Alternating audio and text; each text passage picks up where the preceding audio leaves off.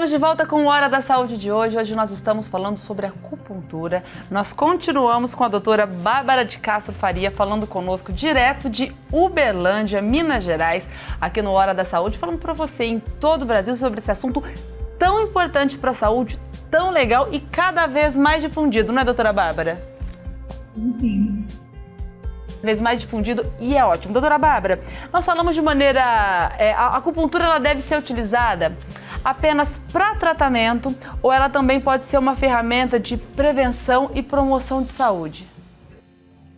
Ela é uma ferramenta importantíssima para prevenção e promoção de saúde, inclusive, né, nós não temos muito esse hábito, a gente conhece esse hábito da medicina de saúde da família e comunidade, né, e isso na China, né, a medicina tradicional chinesa, ela preza muito por isso, então a acupuntura não é só indicada para tratamento, na verdade ela deveria ser usada, né, conforme a medicina tradicional chinesa prega, que deve ser usada por todo mundo para manter a saúde, para o equilíbrio do corpo, para que as doenças não aconteçam. E assim como a medicina de família e comunidade, ela também vê a saúde da pessoa como um todo, que não é, a pessoa não tem aquela doença e ela é só aquela doença, né? Aquela doença vem de algum desequilíbrio, mas ela vem do corpo inteiro, da saúde mental, tudo faz parte do que está em desequilíbrio. Então, o tratamento disso e a prevenção, a promoção do equilíbrio seria uma chave muito especial, muito importante, para que não se desenvolva doenças sérias, né? Doutora Bárbara, nesse bloco nós estamos passando para você as principais dúvidas dos nossos telespectadores. No bloco anterior a gente falou bastante também sobre o restabelecimento do fluxo energético do corpo, né, proporcionado pela acupuntura. Tem gente que acha que a acupuntura depende de fé, depende de acreditar. Tem alguma coisa a ver com acreditar? Bom, inicialmente todo mundo achava, né, que a acupuntura só funcionaria para aqueles que acreditam, né, nessa prática. Mas hoje em dia, né, como o Dr. Marcelo mesmo já explicou, falou um pouco sobre o funcionamento, a fisiologia, a forma com que ela age, né, que já é mais conhecida. Hoje a gente consegue fazer isso na prática. Na minha prática já vi vários pacientes que não acreditavam e fizeram assim meio céticos mesmo, vamos ver o que isso aqui vai trazer para mim. E mesmo sem acreditar, a acupuntura funcionou. Mas como qualquer outro tratamento, se você acredita nele, se você põe fé, né, naquilo, com certeza o resultado é muito melhor. Mas não é uma crença, não depende só de você acreditar, ele realmente funciona mesmo se você não confiar naquele tratamento. Claro que a confiança traz um resultado melhor. A acupuntura, ela funciona diferente para cada pessoa e tem prazo de duração, os resultados? Sim, ela é diferente para cada pessoa, assim como qualquer outro tratamento, a resposta é individual, e isso a gente busca, por isso que o atendimento tem que ser individual. Eu não vou fazer o mesmo tratamento para você, assim como faria para o Dr. Marcelo, por exemplo. São pessoas diferentes, idades diferentes, sexo, tudo conta, né? Doença, história familiar, a gente faz uma consulta geral para tentar entender e conhecer melhor aquela pessoa, mas é bem individualizado. Então, essa resposta seria também individualizada, e conforme você vai vendo a resposta, você vai modificando também o seu tratamento. Com uma sessão já se tem um bom resultado, mas é claro que prolongado, né, conforme a necessidade daquele paciente, a gente consegue aumentar a eficácia do tratamento também. Doutora Bárbara, uma outra dúvida muito comum é em relação aos efeitos colaterais. A acupuntura tem efeitos colaterais? E se tem algum efeito colateral, qual é esse efeito? Tem sim, eles são mais simples, né? Assim, não seriam tão graves e recorrentes. Mas, por exemplo, o medo da agulha já seria um efeito colateral que a gente buscaria algum outro tipo de prática para aquela pessoa se ela tiver o medo. Mas a dor local, ela pode acontecer. Um sangramento local, dependendo do ponto, é comum que aconteça, mas são gotinhas de sangue, rapidinho já passa. E a gente tem alguns efeitos colaterais mais sérios, que pode, inclusive, gerar até a óbito se não for feita adequadamente, dependendo da condição física e da doença que aquele paciente apresenta, pode sim gerar alguma coisa mais séria, mas é mais raro, e a gente, assim, tendo o conhecimento do que aquilo pode gerar, a gente evita fazer essa prática. Por exemplo, gestantes, a gente tem uma contraindicação de alguns pontos, porque pode gerar um parto prematuro, né, ou alguma complicação durante a gestação. Então, algumas condições a gente tem um pouquinho mais de cuidado, mas os efeitos colaterais também são individualizados, depende da doença, da condição daquela pessoa mesmo. Você falou em relação à restrição de alguns pontos para gestantes. E existem restrições em relação a pessoas? Tem pessoas que não podem fazer acupuntura? A gente evita mais os pontos e não necessariamente a pessoa. Por exemplo, crianças, alguns pontos a gente não utiliza, não se utiliza agulha, justamente por conta do risco, por ser mais ativo, né, por talvez não ter um entendimento tão bom da prática, a gente evita para não acontecer coisas mais graves. Mas, por exemplo, tratamento oncológico, a gente evita usar pontos que são referentes ao local do câncer, né? As gestantes, né, como eu disse, alguns pontos podem gerar complicações na gravidez, então a gente também evita, mas uma contraindicação absoluta a gente não tem de nenhuma pessoa específica, não, seria mais com relação à condição mesmo, pode ser feita por idosos, por doenças graves. Só se evita principalmente se tiver alguma alteração no local do ponto ou no órgão referente àquele ponto. Doutora Bárbara, uma outra coisa, você falou em relação ao tratamento específico do câncer. Quais outros tratamentos ou qual tratamento, qual doença que utiliza bastante a acupuntura como um tratamento complementar? Tem algum que é mais usado?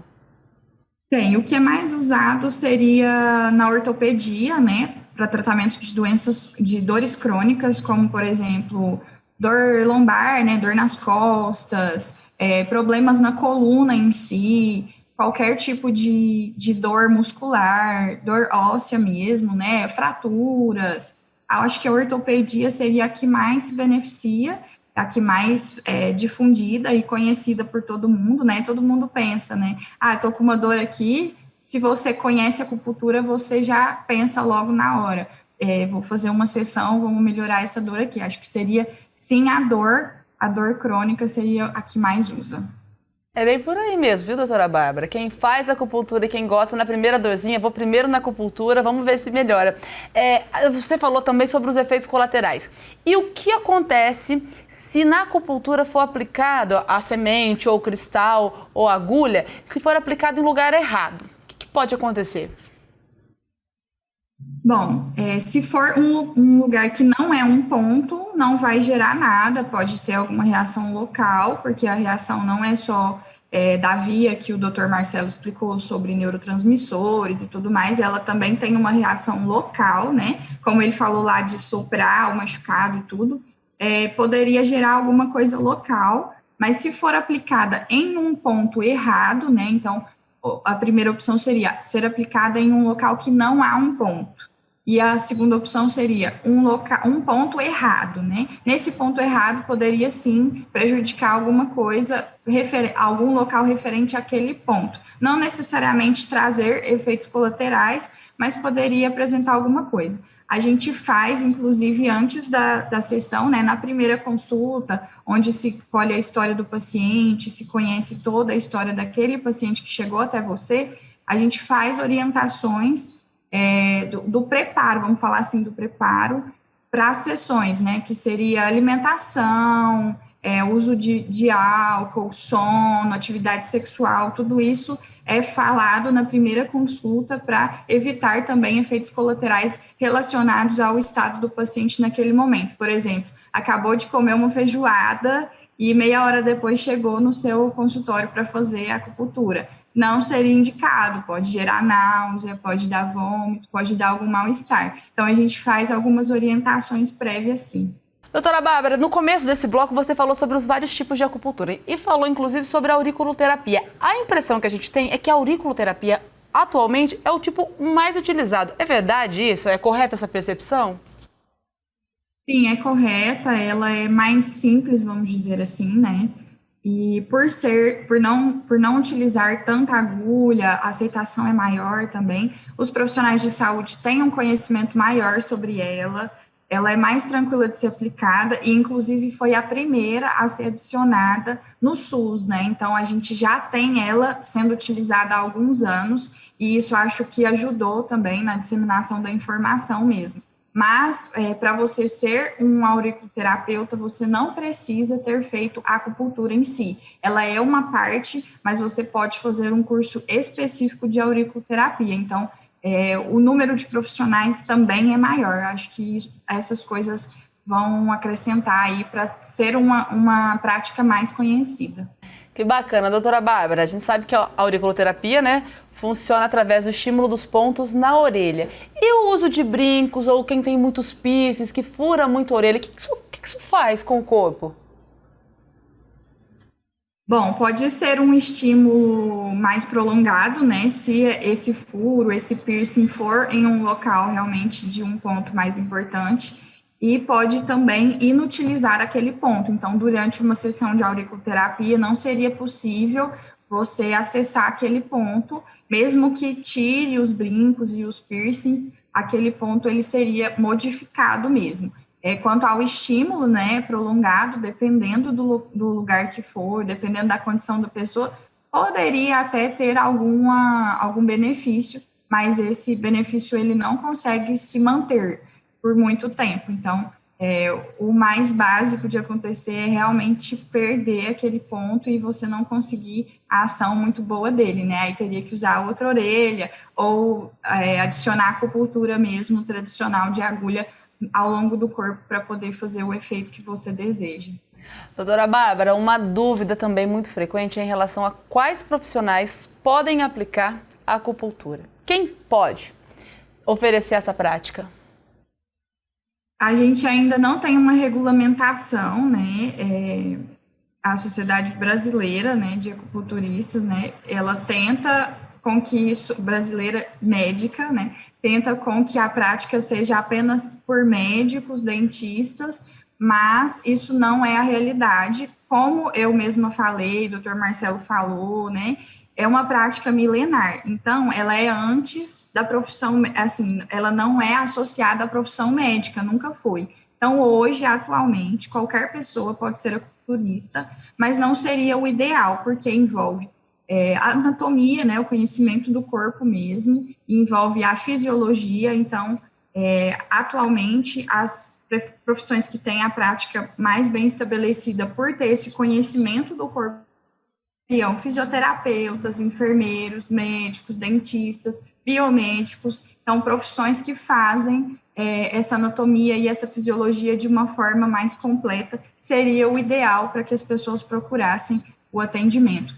Aí, a questão de estabelecer se vai ser só uma prática médica, eu acho que ainda vai demorar bastante para se desenvolver. E os outros profissionais, né, os acupunturistas que não têm uma base de fisiologia, não seria uma boa prática, porque envolve, né, o conhecimento, como eu falei, tem algumas condições que limitam o uso da acupuntura, e aí isso pode gerar algum malefício para o paciente. Doutora Bárbara, e o acupunturista ele acaba se tornando também um terapeuta do paciente, não acontece muito isso?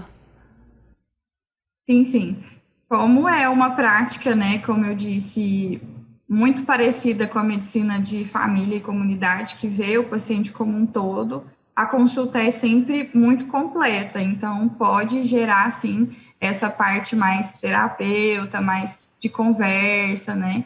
Isso acontece, sim, e como trata do corpo todo e de todas as condições da pessoa, isso é uma parte muito boa do tratamento, com uma resposta muito boa, até porque a pessoa passa a confiar em você, né? Então, ela tende a ter um pouco mais de afinidade com você e acaba que dá para desenvolver todas as partes do tratamento mesmo, inclusive uma terapia. Doutora Bárbara, muito obrigada por aceitar o nosso convite, por vir aqui hoje conosco, direto de Uberlândia, Minas Gerais, falando com a gente para todo o Brasil. Muito obrigada pelas informações. Obrigada a vocês, eu que agradeço o convite. Até breve.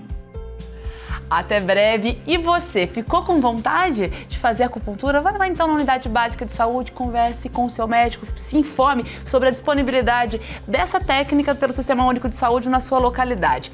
O Hora da Saúde de hoje fica por aqui. Não se esqueça, se você perdeu qualquer parte do nosso programa, vai lá, youtube.com/Hospital de Amor, compartilhe, assista novamente, mande para quem você acha que precisa assistir esse vídeo. Até a próxima, a gente se encontra!